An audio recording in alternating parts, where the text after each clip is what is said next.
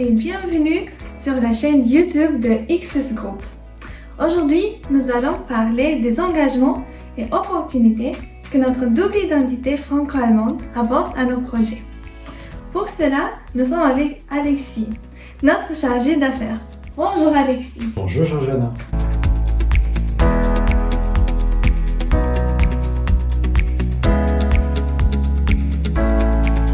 Alexis, pourrais-tu nous expliquer en quelques mots ce que fait XS Group et pourquoi il est pertinent que l'entreprise soit active simultanément en France et en Allemagne?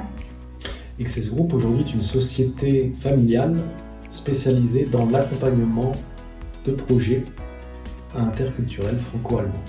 Par exemple, si aujourd'hui vous cherchez à développer une solution de conception assistée par ordinateur, vous pouvez faire appel à XS Group pour chercher les bons consultants.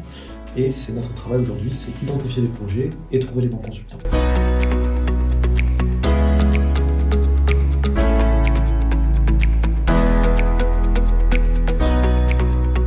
En quoi consiste ton rôle exactement et comment il te permet d'être actif dans les deux pays, par exemple à travers quels événements ou missions? Mon rôle aujourd'hui, c'est le rôle de chargé d'affaires, Vertriebsingenieur, auf Deutsch en allemand. C'est-à-dire aller contacter les entreprises avec qui nous sommes partenaires ou non, identifier leurs besoins, comprendre leurs projets et à partir de là, trouver les bonnes personnes. Donc moi, c'est vraiment l'interface entre le client et notre équipe recrutement qui va, elle, chercher les bonnes personnes. Comment ça se passe pour toi de travailler dans une entreprise franco-allemande et pourquoi est-ce un avantage pour choisir son lieu de travail? C'est une très bonne question. Aujourd'hui, l'avantage du franco-allemand et d'être une entreprise franco-allemande, c'est d'être capable de faire des synergies entre des métiers, surtout des entreprises.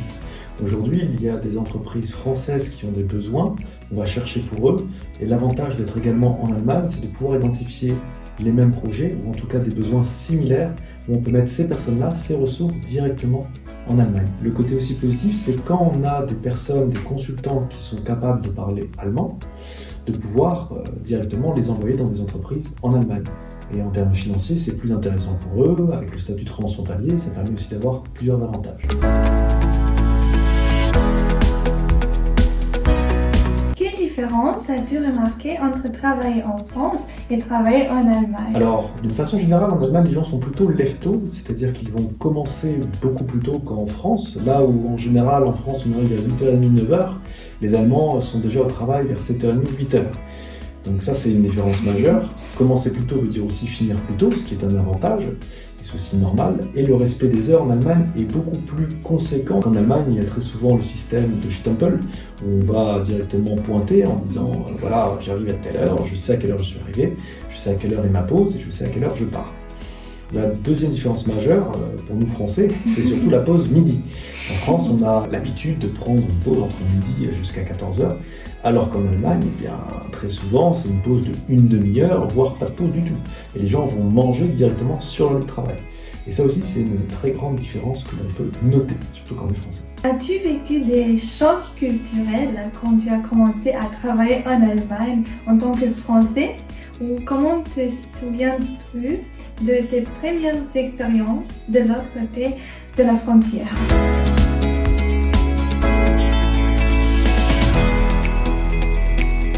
J'en ai eu plusieurs.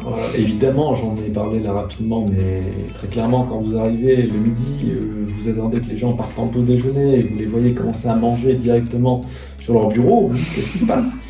Et en fait, vous vous rendez compte qu'il n'y a pas de pause déjeuner du tout. Alors évidemment, vous pouvez prendre 10-15 minutes s'ils veulent, mais ces 10-15 minutes, au final, c'est vraiment très rapide.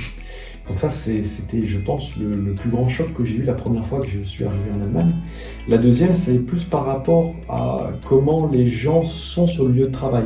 En France, on a en général l'habitude de discuter, de parler, ça fait partie du travail, évidemment, et des relations humaines. Qu'en Allemagne, ils ont vraiment une très grosse différence entre les collaborateurs, mon collègue et mon ami.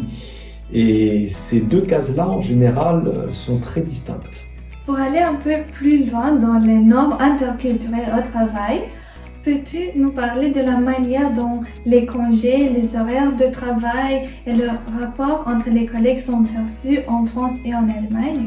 Et pour faire un schéma classique, on va parler en France de tarif TJM, de tarif journalier, alors qu'en Allemagne, on va parler de tarif horaire. Par rapport au congé, je dirais que finalement, ce n'est pas si différent entre la France et l'Allemagne, ça dépend vraiment des structures. Il y a des structures où aujourd'hui, on va avoir plutôt 25 jours, d'autres on va avoir 30 jours, d'autres où c'est plusieurs jours. Les congés sont similaires, si ce n'est qu'en France, on a plus de jours fériés, qu'en Allemagne, c'est pas trop le cas. En Allemagne, ce qui est aussi très intéressant, et je trouve que c'est mieux, c'est les gens qui travaillent du lundi au vendredi. Ils vont travailler un peu plus du lundi au jeudi et le vendredi en fin d'après-midi. À partir de 13-14 heures, il n'y a plus personne au bureau. Tout le monde rentre chez soi et ils ont fait leurs heures. Ils disent maintenant c'est Feiertag, comme ils disent à chaque fois. Feiertag, c'est dire voilà, bon week-end. C'est parti.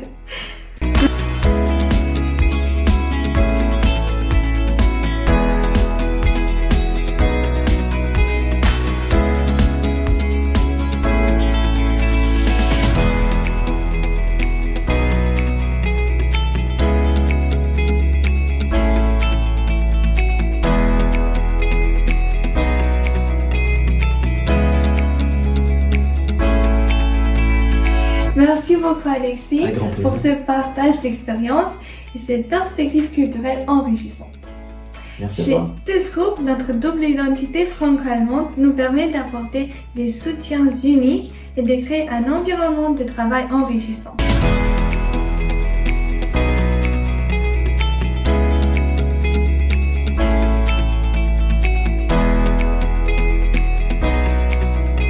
Si vous voulez en savoir plus sur nos projets et notre équipe, n'hésitez pas à vous abonner à notre chaîne et à nous suivre sur les réseaux sociaux.